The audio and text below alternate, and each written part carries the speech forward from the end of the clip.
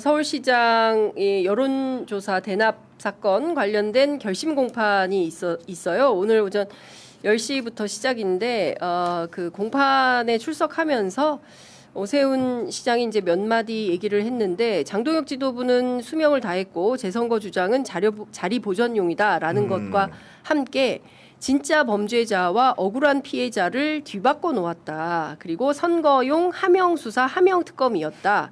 하명 구형을 할 것이다. 그러니까 오늘 명태균 사건에 대한 이야기네요. 두 가지가 좀 섞여 있는 것 같은데 특검 구형에 대해서 하명 구형을 할 거다. 본인의 구형이 높게 나올 것을 예상하는 거 아니에요? 뭐 아무래도 그러니까 특검은 기존에 이제 유죄를 전제로 기소했기 때문에 그리고 재판의 진행을 봤을 경우에 이제 특검이 세게 이제 구형을 할 거다라고 보는 것 같고요. 어떤 혐의든 지금 100만 원 이상이 나오게 될 경우에는 오세훈 시장은 이제 피선거권을 박탈당할 위기에 처해 있기 때문에 이제 여러 가지 걱정이 있는 건 사실인 것 같습니다. 네.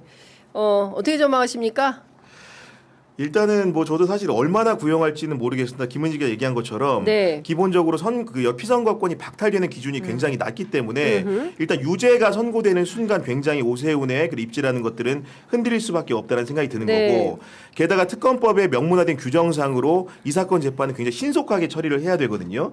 그러니까 1심 같은 경우에도 좀 도구하긴 했습니다만은 6개월 안에 끝내야 되는 것이고 2, 3심도 3개월 안에 각각 끝내야 되기 때문에 길어봐야 1년여를 넘기지 않을 것입니다. 그렇죠. 그렇기 때문에 오세훈의 운명이라는 것이 이 사건 결심과 차후에 이어질 선거 공판에 달려있다라고 하더라도 과언이 아닐 것 같습니다. 그렇습니다. 말씀 주신 대로 2021년 4월 7일 서울시장 보궐선거 당시에 명태균 씨로부터 모두 총 10번, 공표 3회, 비공표 7번 여론조사 결과를 받았고 비서실장 출신이었던 강모 씨로부터 강모 씨를 통해서 그 김한정 뭐 소위 말해서 후원자라고 그쵸. 알려져 있는 분이죠. 스폰서라고 말하면 안 되는 거죠. 후원자. 보통 뭐 그렇게 얘기하는데 같은 뜻이긴 합니다. 3,300만 원 상당의 비용을 대납하게 한 혐의로 이제 재판을 받고 있는 건데요. 앞서 이제 김 기자님 말씀 주신 대로 100만 원을 선고받게 된다면 당선무 처리가 되고 재선거를 해야 됩니다. 근데 이제 특검법에 633 원칙이 있기 때문에 늦어도 올해 안에는 결론이 나게 되고 경우에 따라서는 내년에 서울시장 재선거가 실제로 열릴 수도 있다. 뭐 물론 633 원칙이어가지고 좀 빠르게 진행이 될 수는 있을 텐데 그럼에도 불구하고 내년은 약간 빠를 수는 있지 않겠나 싶기도 한데요. 모르겠습니다. 우선 1심 결과가 중요할 테니까요. 그렇습니다. 오늘 결과가 어떻게 나오는지 특히 이제 검찰 특검의 구형이 어떻게 될지 지켜보도록 하겠습니다. 근데 사실 얼마 전에 명태균 씨로부터 전화가 왔어요. 진짜요? 네. 이거 썸네일감 아닙니까? 어느 날 명태균으로부터 전화가 왔다. 오늘 썸네일 하려고. 야. 저희가 좀 조회수 좀 땡기려고.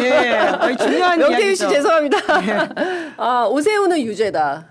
그분 입장에서는 예. 본인 입장에서 오세훈은 유죄다. 뭐 볼 거 없어요.